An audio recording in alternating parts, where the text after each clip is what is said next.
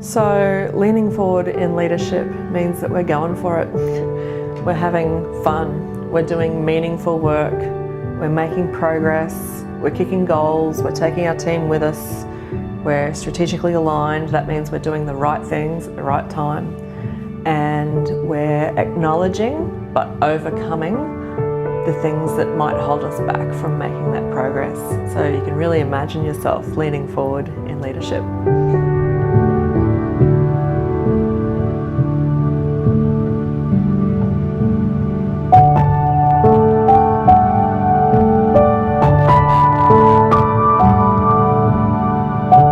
When we're leaning back, it's the exact opposite of that. We're fearful, we're hesitant, we're avoidant, we're waiting for direction. Maybe we're doing things the way they've always been done. Maybe we're waiting for approval. All of that causes us to hesitate and look wobbly and inactive and benign and passive in our leadership. And let's face it, that does not inspire confidence in our teams, in our bosses, in our organisations. So you can imagine the multiplier effect of leaders in an organisation who are all hesitating, and you've got teams, reporting through to those people who want to contribute, they want to make a difference, they want to learn and grow, they want to have a great experience at work, but they've got a leader who's hesitating and leaning back.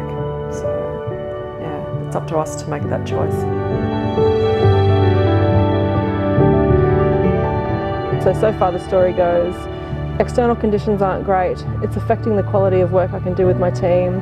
It's affecting how I show up as a leader. And at the end of the day, the core of this is that it affects how I feel about myself as a person. And we start asking ourselves questions like, am I really as good a leader as I think I am? Or are there some holes here? And we start to doubt ourselves. Over time, as that pattern plays out, what we can see is leaders forming some really unhealthy habits of thinking and patterns of behaviour that don't serve them or their teams in leadership. So that's the first part of the story.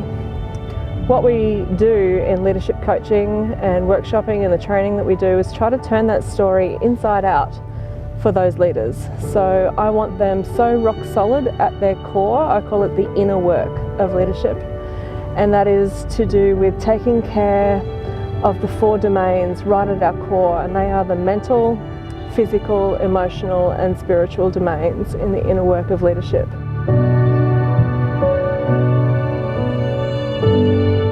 When I can work with leaders to get those 4 components rock solid, that means they're in a better position to choose the leadership state that they bring to their team, no matter how well the work is going and no matter how wild those external conditions become. And the reality for leaders is that is when our teams most need us to be functional and constructive. It's when the work's not going well and there's a lot of pressure around the business. That's the most important time for us to choose a really constructive leadership state.